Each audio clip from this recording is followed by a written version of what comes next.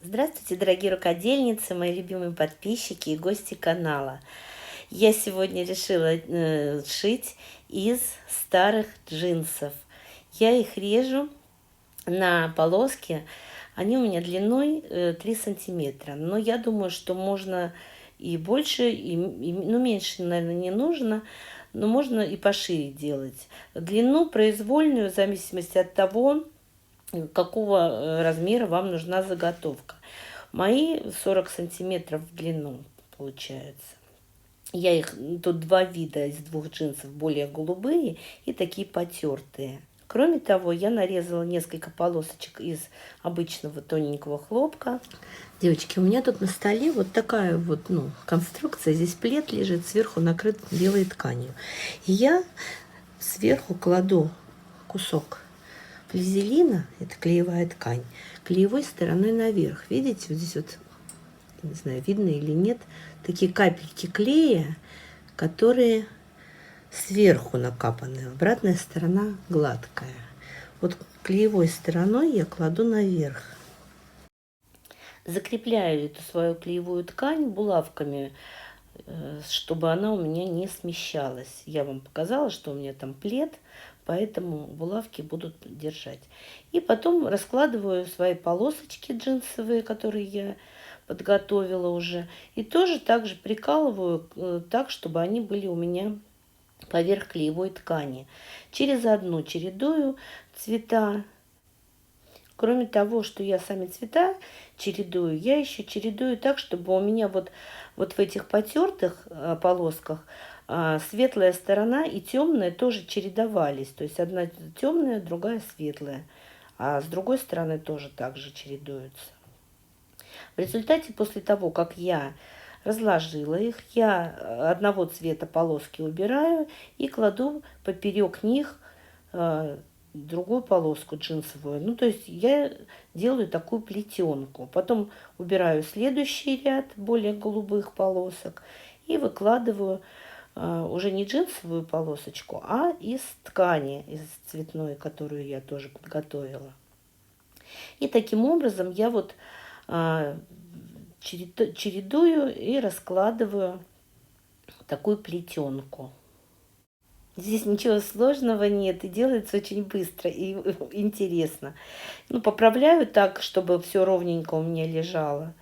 И сейчас покажу, что в результате получается. В результате, смотрите, получилась такая вот красота, но она у меня еще никак нигде не закреплена, кроме вот справа на булавочках. Потом я беру утюг и хорошенько отутюживаю всю эту в свое будущее полотно, так, чтобы оно прилипло к моей клеевой ткани, чтобы у меня появилась хоть какая-то основа для для моего будущего полотна. Хорошенько подпариваю все, иголочки убрала, чтобы краешки тоже прилипли. И вот смотрите, что получилось. Оно все держится. Но это же, сами понимаете, до первой стирки. Заднюю сторону тоже проглаживаю. Но если постирать, то, конечно, это все уже держаться не будет. Видите, самые краешки некоторых полосок вообще никак не прилипли, потому что они на ткань попадают. И, соответственно, я их скалываю булавочками, чтобы они держались у меня в нужном положении и не смещались в процессе моей работы.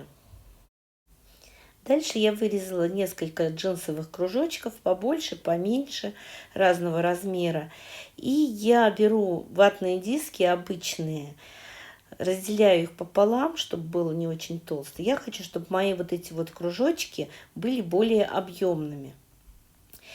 Я их буду пришивать по кругу, и таким образом у меня и мое полотно будет более крепким, держаться будет лучше. И нарядное что-то получится. Вот, который поменьше кружочки, у меня картонный есть шаблончик маленький, я по его размеру вырезаю ватный диск и точно так же под маленькие кружочки подкладываю ватный диск. Закрепляю все это булавками. Вот так. И прошиваю по кругу. Я сначала хотела прямой строчкой шить. И даже начала прямой строчкой шить. Но в результате поняла, что удобнее, наверное, и даже крепче получится зигзагом. Ну, да, мне больше понравилось зигзагом. Больше захватывается краев этих кружочков. Так что не экспериментируйте. Потом я беру вот такие вот ниточки разноцветные и буду стегать. Убираю нижний транспортер, вот эти зубчики. И у меня лапка для стежки уже стоит. И начинаю просто стегать вот обычные круги, спирали. Все вот по одному месту начинаю, несколько строчек делаю, потом немножечко сдвигаюсь и дальше делаю круги. Конечно, это все делается для того, чтобы мое полотно держалось крепко и не лохматилось уж очень сильно. Ну и в том числе, чтобы оно было поплотнее чуть-чуть за счет стежки. Если бы полоски делать, например, с закрытыми швами, то есть сшить, вывернуть полоску джинсовую, прогладить, то тогда вот эти танцы с бубнами уже будут не нужны, стежка не будет нужна, потому что и так все будет хорошо держаться, останется только по периметру прострочить. За счет кругов и периметра все будет хорошо держаться, и у вас будет отличная плетеная заготовка. Но мы не ищем легких путей. Мне не захотелось сшивать полоски эти, выворачивать, и уже, и более толстая получится заготовка.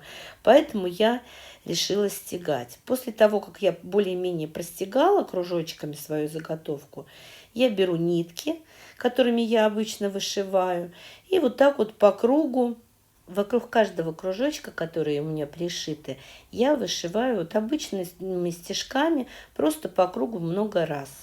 У меня многие часто спрашивают, какими нитками я вышиваю.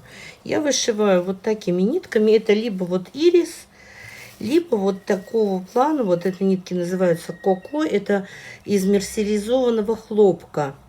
Нитки ищите у себя в магазинах, наверняка найдете. Ну и давайте посмотрим, что у меня в результате получилось. Получилась вот такая красота. Я сделала наволочку.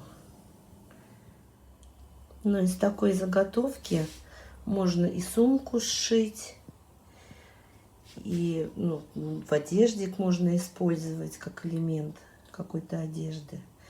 Мне очень нравится. Для боковой части и задней я использовала рубашку под джинсу. Она не джинсовая, но по цвету очень подходит. Если обратите внимание, у меня вот эти круги слева начинаются в теплых тонах, а направо они переходят в холодные тона. Мне очень нравится. Если вам тоже нравится, ставьте лайк, пишите комментарии. Конечно же, подписывайтесь на мой канал, если до сих пор не подписаны. И большое спасибо всем, кто досмотрел до конца.